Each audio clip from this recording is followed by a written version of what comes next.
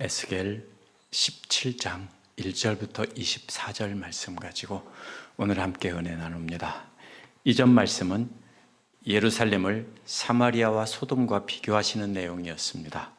사마리아와 소돔은 예루살렘이 최고로 무시하던 음란하고 죄악된 도시였는데 하나님께서는 예루살렘이 그들보다 더 악하다고 하셨습니다. 그래서 하나님께서는 소돔과 사마리아를 회복시켜주고 언약을 맺은 뒤 자녀를 삼아주셨고요, 예루살렘도 그 뒤에 회복시킬 계획을 갖고 계신다고 했습니다. 이어지는 오늘 말씀은 하나님의 이러한 심판이 연단하여 새롭게 하시려는 계획이라는 것을 깨닫지 못하고 인간의 힘으로 벗어나려고 하는 시드기야 왕의 모습이 나옵니다. 시드기야는 이러한 하나님의 연단을 깨닫지 못하고 이집트의 도움을 받아서 바빌로니아의 손에서 벗어나려고 합니다. 그러나 하나님께서는 그러한 시드기야의 계획을 무효가 되게 하시고 완전히 멸망시킨다는 겁니다. 그래서 하나님 나라는 결국 메시아를 통해서 온 세계 만민이 하나님 백성이 됨으로 회복된다는 것입니다. 이 말씀 통해서 우리는 하나님의 연단의 의미를 깨닫고 고난 중에서 하나님께로 돌아서는 그런 기회로 삼도록 해야 되겠습니다. 1절부터 10절은 하나님의 연단을 깨닫지 못하고 이집트의 도움을 받으려고 한 시드기야가 비유로 나옵니다. 1, 2절은 여호와께서 에스겔에게 말씀하셨다면서 하나님께서 말씀하신 수수께끼와 비유로 하나님 말씀을 전하라는 것입니다. 수수께끼란 알 수 없도록 감추어진 말로 지적인 호기심을 자극하는 것입니다. 비유도 비슷하지만 비유는 다른 것에 빗대어서 이거와 같다라고 말하는 것이 비유입니다. 오늘 말씀에는 수수께끼와 비유가 섞여 있습니다.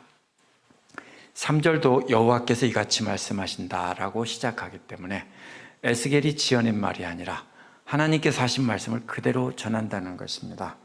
3절에서 큰 독수리는 이집트의 최고 신인 니스로크라는 신을 상징하는 것입니다. 그것을 바빌로니아 왕에게 적용한 것입니다. 느부갓네살 왕을 독수리로 비유한 것입니다. 이 독수리가 레바논으로 갔다고 했는데요, 레바논은 레바논이라는 나라나 레바논 산지를 가리키는 말이 아닙니다. 유대인들이 예루살렘 성전을 레바논의 백향목을 갖다 지었기 때문에 레바논이라고 불렀습니다. 그래서 이 독수리가 큰 날개를 가졌다는 것은 강한 힘을 상징합니다. 깃털이 길다는 것은 넓은 영토를 가졌다는 뜻입니다. 색깔이 알록달록 화려하다는 것은 다양한 언어와 문화가 있는 많은 나라를 정복해서 한 나라로 만들었다는 뜻입니다. 개역에서는 털이 숱하다고 했는데요, 깃털 밑에 있는 작은 솜털을 말합니다. 그런데 털갈이를 해서 새로 난 고운 솜털이 가득 있다는 것입니다. 늙은 독수리들은 솜털이 적고 청소년에 해당하는 독수리들은 날개 밑에 솜털이 많습니다.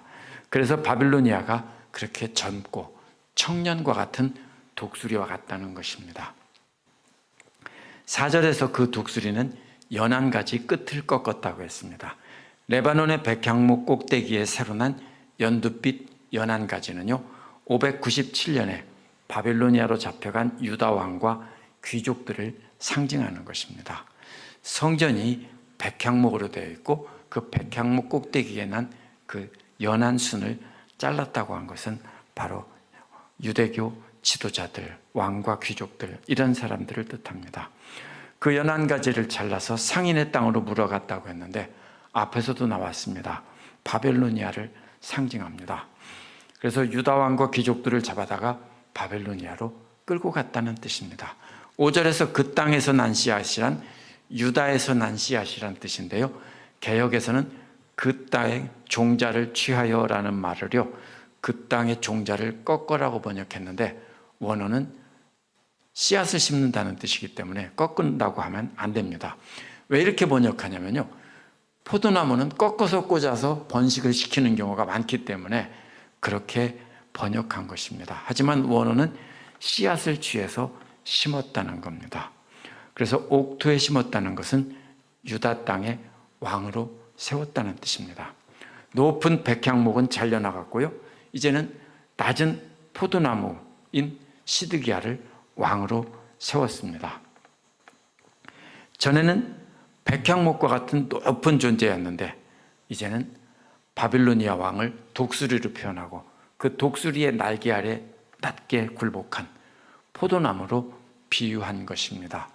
그런데 이 포도나무는 버드나무처럼 물이 풍부한 물가에다 심었다라고 했습니다. 6절에서는 이것이 자라 낮게 퍼지며 자라서 무성한 가지가 되었다고 했는데요.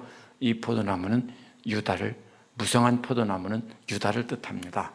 그 가지가 독수리에게로 뻗어갔다고 했는데 뿌리는 독수리 아래에 있었다고 했습니다. 그렇게 독수리에게로 뻗어나가며 무성하게 자란 포도나무는 시드기야가 다스리는 유다를 말합니다. 그것이 바빌로니아의 보호를 받으며 평화롭고 안전한 왕국을 이룬 것을 뜻합니다. 7절에서 다른 큰 독수리가 나타났습니다. 날개가 크고 털이 많은 독수리입니다. 이 독수리는 이집트의 파라오 사메티쿠스라는 2세라는 왕을 뜻하는 말입니다. 그래서 바빌로니아를 향해 가지를 뻗고 뿌리를 내리던 유다의 시드기야가 이제는 이집트에게 가지를 뻗고 뿌리를 그쪽으로 향했다는 뜻입니다. 이것은 바빌로니아에 대한 반역입니다. 바빌로니아 왕 느부갓네살이 시드기야를 왕으로 세워줬기 때문입니다. 8절은 그 포도나무인 유다를 옥토, 곧 물이 많은 곳에 심었다는 겁니다. 가지를 뻗고 열매를 맺어서 아름다운 포도나무가 되게 하려 했던 것입니다. 유다를 바빌로니아에게 속하게 하신 것은 하나님의 뜻입니다. 바빌로니아의 지배 아래서 무성한 포도나무처럼 자라게 해서 영적으로 회복시키려 한 것이 하나님의 뜻입니다. 그런데 시드기야는 엉뚱하게 이집트를 의지해서 바빌로니아의 지배에서 벗어나려고 했습니다. 사실 느부갓네살이 다 잡아가지 않았다면 시드기야는 왕이 될 수 없는 하찮은 사람입니다. 그런데 다 잡혀가고 나니까 그 중에서 시드기야가 왕이 됐습니다. 어떤 마음이 들었겠습니까? 이제 내가 다시 바빌로니아의 손에서 벗어나서 전처럼 독립된 왕국을 이루면 나는 진짜 왕이 된다라고 생각해서 그래서 이집트에 도움을 청했을 것입니다. 욕심이 생긴 겁니다. 바빌로니아에 예속되어 있는 것보다는 독립된 나라를 이루어서 자기가 진짜 왕이 되보겠다라고 한 것입니다. 9절에서 10절은 이 수수께끼와 비유에 대한 해설입니다. 하나님께서 에스겔에게 하나님 말씀이라며 전하라고 하셨습니다. 그 나무가 능히 무성해질 수 있겠냐는 겁니다. 바빌로니아가 그 뿌리를 뽑아버리고 열매를 따버리고 그 나무를 말라 죽게 한다는 것입니다. 이 반역한 포도나무를 뽑아버리는 데는 강한 팔도 필요 없고 많은 백성도 필요 없다고 했습니다. 시드기야가 바빌로니아와 맺은 언약을 깼기 때문에 바빌로니아의 느부갓 내려와서 시드기야를 뽑아버린다는 뜻입니다. 10절도 심어졌지만 부성할 수 없다는 것입니다. 동쪽에서 불어오는 메마른 모래바람이 불어오면 다 말라버린다는 것입니다. 그 자라던 밭두둑에서 말라버린다는 겁니다. 뿌리를 바빌로니아에 뻗고 그렇게 해서 공급되는 물을 받아가면서 무성하게 자랐는데 이제는 그게 끊겼기 때문에 동쪽 사막에서 불어오는 바람에 다 말라버리는 것입니다. 동풍 역시 바빌로니아를 뜻합니다. 바빌로니아에는 큰 강 유프라테스 강이 있는데요. 바로 그 강물로 이렇게 해서 풍요롭게 자랐다는 뜻인데 반대로 이번에는 거기서 물이 끊기고 메마른 열풍이 불어온다는 것입니다. 유다가 하나님께 불순종하고 음란하게 우상을 섬겼을 때 하나님께서 유다의 왕과 귀족들을 바빌로니아로 끌려가게 하셨습니다. 바빌로니아 왕 유다를 굴복시키고 새로운 왕인 시드기야를 세운 것은 하나님께서 하신 일입니다. 그대로 바빌로니아의 지배 아래서 회개하고 평화롭게 성장하여 열매 맺는 포도나무가 되게 하려 한 것도 하나님의 뜻입니다. 하나님은 바빌로니아의 지배 아래서 이스라엘을 영적으로 회복시키려고 했던 것입니다. 회개하고 하나님의 때를 기다렸다면 하나님께서 회복시켜 주셨을 것입니다. 그런데 시드기야는 자신의 생각을 따라 계략을 꾸미고 이집트의 도움을 받아서 다시 백향목이 되려고 한 것입니다. 그래서 하나님께서는 바벨로니아를 통해서 완전히 뽑아버리고 망해버리게 한다고 하신 겁니다. 11절에서 21절은요, 시드기야의 계획을 무효가 되게 하신 하나님이 나옵니다. 이 말씀은 바빌로니아의 포로로 잡혀온 사람들에게 준 말씀입니다. 이번에는 시드기야가 아니라 바빌로니아의 포로로 잡혀온 사람들에게 전하는 말씀입니다. 어떤 소식을 들었겠습니까? 시드기야가 이집트의 도움을 받아서 독립을 찾으려 한다는 소문을 들었을 겁니다. 그러면 포로로 잡혀온 예루살렘 지도자들은 예루살렘으로 돌아갈 소망을 품었을 겁니다. 시드기야와 다른 생각을 품고 있는 거죠. 시드기야는 자기가 왕이 되려고 하고 있는데 잡혀간 사람들은 우리가 다시 돌아와서 다시 나라를 통치할 수 있겠구나, 이런 소망을 품었습니다. 그런데 에스겔은 그 소망을 산산이 부숴버립니다. 11절은 여호와의 말씀이 내게 임하여 이르시되 라는 말로 시작합니다. 이 비유의 해설도 에스겔의 말이 아니라 여호와께서 해설해 주신 말씀이라는 뜻입니다. 12절에 반역하는 족속에게 너희가 이 비유를 깨닫지 못하겠느냐라고 물으라는 것입니다. 에스겔은 바빌로니아의 포로로 잡혀온 예루살렘의 지도자들에게 이 말씀을 전하고 있습니다. 이어서 바빌로니아 왕이 예루살렘에 이르러 왕과 방백들을 바빌로니아로 끌어갔다는 역사적 사실을 말했습니다. 17장 2절 4절에서 비유로 말한 것을 의미를 설명한 것입니다. 여호야긴과 그 방백들을 잡아간 것을 이렇게 앞에서는 비유로 말하고 여기서는 구체적으로 설명했습니다. 느부갓네살은 여호야긴과 그 방백들을 잡아다가 큰 물인 유프라테스 강이 흐르는 옥토에 옮겨 심었고 그들에게 좋은 음식을 주며 잘 대해 주었습니다. 13절은 느부갓네살이 그 왕족 중에 하나인 시드기야를 택하여 왕으로 삼고 언약을 맺고 맹세를 하게 했다는 겁니다. 언약을 맺었다는 말은 느부갓네살과 시드기야 사이에 맺은 언약을 말합니다.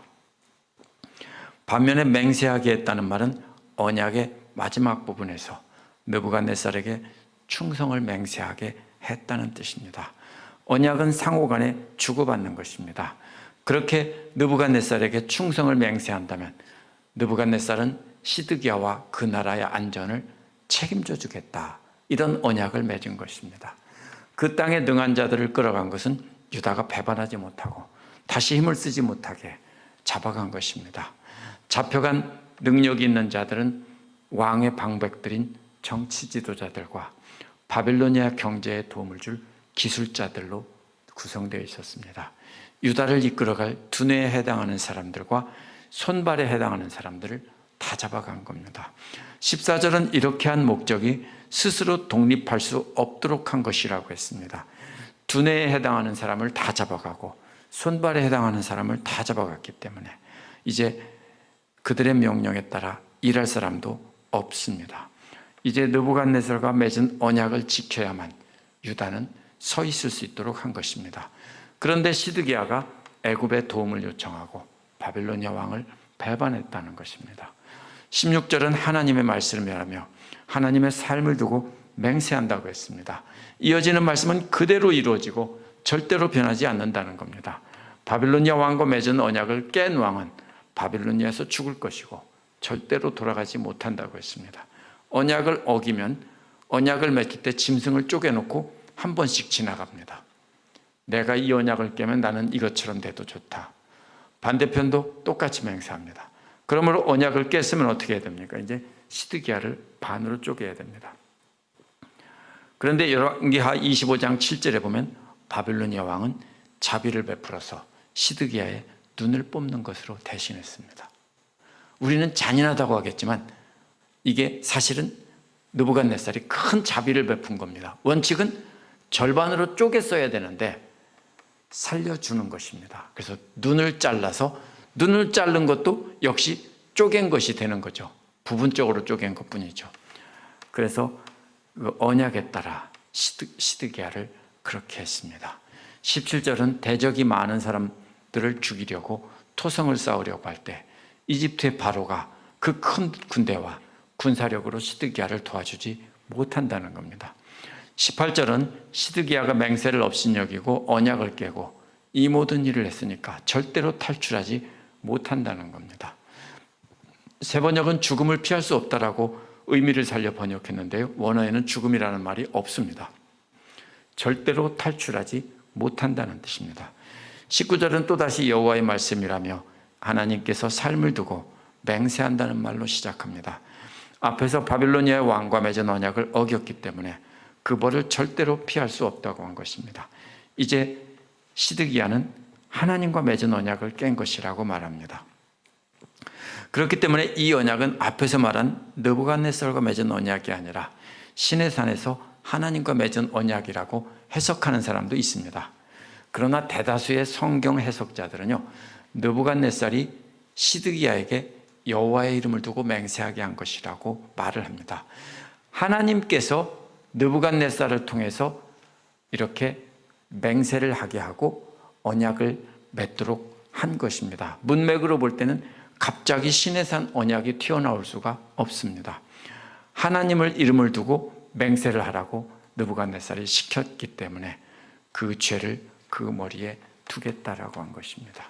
20절에서 하나님께서는 사냥꾼이 되셔서 시드기야 위에 하나님의 그물을 치고 하나님의 올무를 놓아서 걸리게 하신다는 겁니다. 올무는 발에 걸리게 하는 것이라면 그물은 위에서 덮치는 거죠. 시드기야는 탈출을 시도했지만 느부갓네살의 군대에 잡히게 하신 것도 하나님께서 그물을 던지고 올무를 놓은 것입니다. 시드기야와 반역한 무리들은 하나님께서 바빌로니아로 끌고 가신다고 말합니다.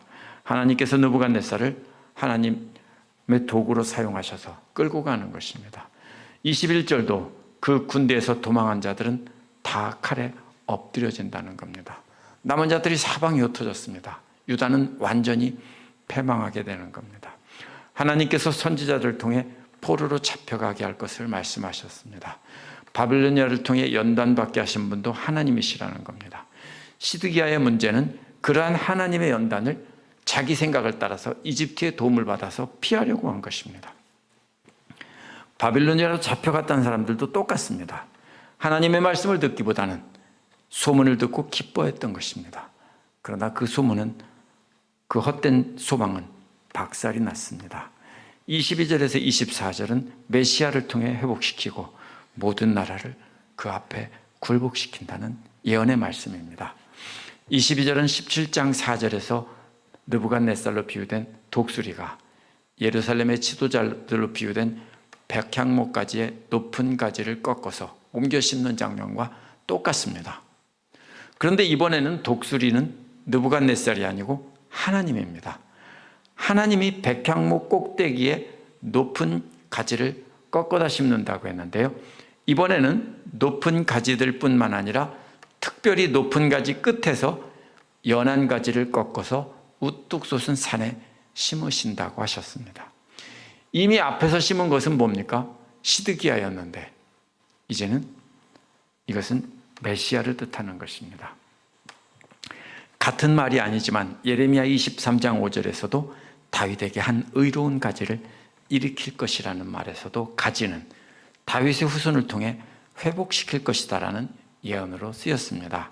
스가랴 3장 8절과 6절 12절에서도 순이라는 말이 역시 다윗의 후손을 통해 회복시킨다고 할 때 썼습니다.